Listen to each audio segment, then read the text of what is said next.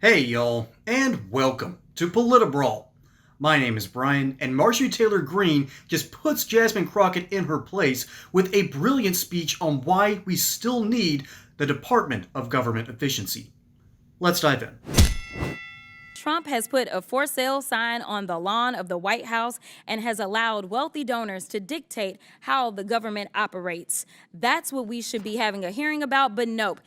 They're here attacking nonprofits that deliver food to seniors and disabled folk, provide child care and elder care for working families, job training for teens, and shelter for the unhoused. The Republicans and their witnesses have accused nonprofits of being, quote, radical and, quote, addicted to government money. And listen, I try to find agreement where I can. So I am going to say that I absolutely do agree with that statement to a certain extent, because there is a nonprofit by the name of the Heritage Foundation. And last time I checked, the Heritage Foundation, they are the authors of Project 2025. And we are living through the hell of Project 2025 right now. And something tells me that that's a bit of a partisan thing, because they said it was the conservative playbook. So as far as I'm concerned, I don't know why we would ever look at the Heritage Foundation and think that it's anything but radical and, quote, addicted to government money potentially. The gentlelady yields, and for the record, the Heritage Foundation receives no federal funding. As we've heard here today, the American taxpayer dollars are being laundered through the revolving door of NGOs and Democrat officials. These pay-to-play schemes are so deep-rooted in the system and are such well-oiled machines, and they must be dismantled immediately.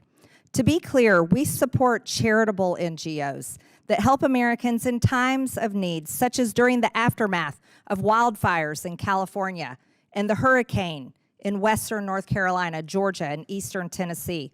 We do not support politically connected NGOs who rake in billions of federal tax dollars to serve the Democrat Party and their friends and their priorities. We do not support Democrat officials creating slush funds, writing grants and contracts, and deciding who those funds go to, and then going to work at the same NGO that it just awarded those funds to. Yeah, that's not normal. That is the reality of what we are facing and what we faced for the past 4 years. As our witnesses stated, these corrupt NGOs do not serve the American people. They serve big government and the Democrat Party.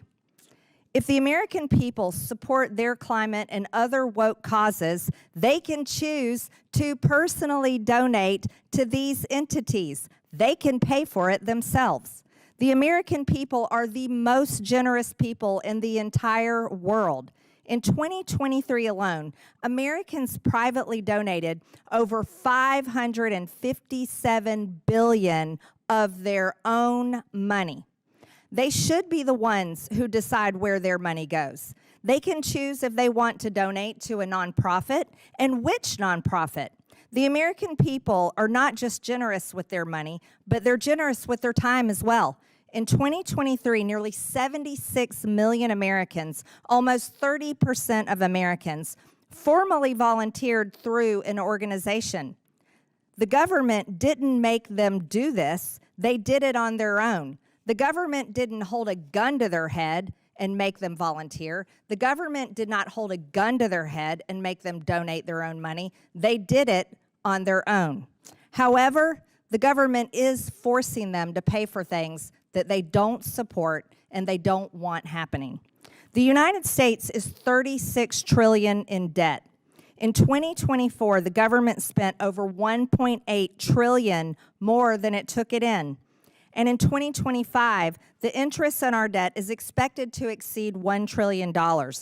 Our government is broke. Our government is going bankrupt. Our government is not a charity for the left to use to launder money through to their friends and to former government employees. Notice this.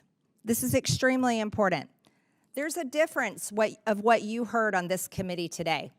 Our Democrat colleagues believe taking money from the American people and forcing them to support the causes that they support is the right thing to do. They don't believe in the mission of this subcommittee, which is DOGE, which is delivering on government efficiency. And that is a mission that has been created in this administration, thankfully to President Trump. And it is a mission that we are continuing here on this subcommittee on oversight, and we're proud of it. And we will continue our work here on the DOGE subcommittee, no matter how much pitching of tantrums that we hear from our Democrat colleagues. We're proud of what we're doing, and we know the American people support it. Atta girl. That right there is the whole argument about charity versus having government do charity itself. It is our job and our duty to take care of our friends, our family, our neighbors. All right, that's our job as people. That shouldn't be our job as a government. Our government should do simply these things: protect our rights, protect our freedoms, defend us from any potential threats, keep a legal system in check, and probably, pay for the police and firefighter departments, and probably water treatment. Outside of that, everything's up for negotiation, even including the roads to some degree. And so the Democrats do not understand this concept at all. As a matter of fact, it is a very left-leaning ideal to mistrust the ideas of charity. And that's why when the scandal broke that USAID was spending all this money in weird places for weird things, and then we found out that, as it turns out, a whole lot of Democrats and even a few Republicans have friends or family members that serve on these weird NGO boards, and that's how they get a lot of their kickbacks. Hey, y'all. Experts say they rig the markets, print the money, and manipulate the system. But here's the truth. They can't print gold. While the dollar weakens, physical gold and silver stay real, tangible, uncontrolled. When banks go digital and emergencies lock you out of your own funds, gold and silver won't need an internet connection or government permission. Their value is outside the system, a time-tested insurance policy against tyranny, inflation, and economic resets. So don't wait until the trap is sprung. Own what the elites hoard behind closed doors. Physical gold and silver off the grid, because when the system fails, real money talks. And to help you learn more about owning physical gold and silver, we have partnered with the great company Goldco, which supports this channel, which we deeply appreciate. So check out PolitibralGold.com for more info and see if you might even qualify for free silver. That's PolitibralGold.com. We're starting to see a huge problem for the Democrat Party raising money right now, and all this, it just makes you wonder, where did that money originally come from? There's currently a huge scandal around Act Blue, which raised money for a ton of Democrats, and turns out they might be laundering money through the CCP. Yikes. But that's a developing story. I bring that up more formally, but I haven't done enough research, so I don't want to say something that I don't fully know. This is only what I've seen from headlines. And that's one of the problems that we have with the mainstream media. They give you the headlines, and you dig in all the way to the bottom, and that last line in the last paragraph says of what actually happened. So I got to be careful of that myself. But we have had reports of this, and nearly every time when money gets involved, conservatives tend to be ahead of the curve because we say something that might or may not be happening, and it turns out in 6 months we were 100% right. But I want to address something I found very odd in this video. It wasn't just Jasmine Crockett's weird screed. It was the sign that she brought up, that the White House is for sale. What is she talking about? First off, that whole idea that it's the playground for billionaires right now, have they not learned the lesson that every time we cut taxes, it actually raises tax revenue?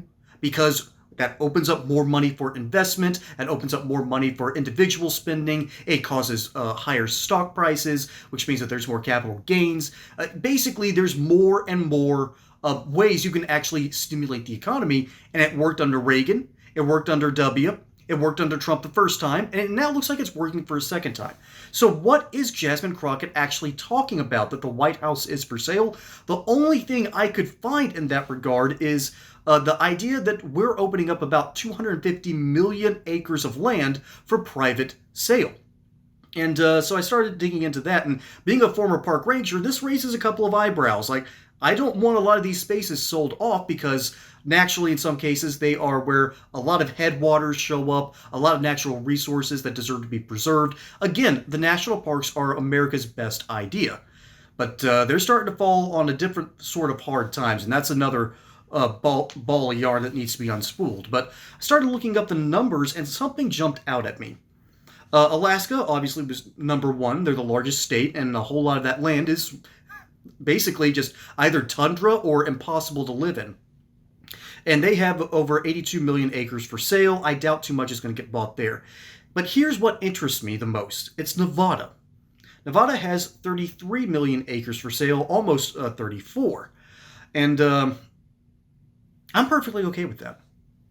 Yeah, I don't understand when people get their knickers in a wad because of the idea that we're selling off some of these lands. Some of these lands aren't worth anything. Nevada, the reason that they put Las Vegas where it is because they thought that no one would bother it, no one would care about what happens in the desert. There's nothing going on there, and as a matter of fact, it's a part of the region of the nation called the Great Basin. And that Great Basin region does not link back up with any known ocean. That all that water stays there. All those mineral wealth stays there. So when we're talking about selling land that is our American birthright, we have to ask ourselves, is some of this land worth preserving to some degree?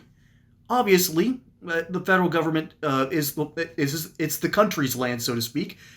But if we can make some money selling off some of these acres, it's no skin off my nose. New Mexico, I'm okay with that. Colorado, remember, about a third of Colorado is heavily mountainous.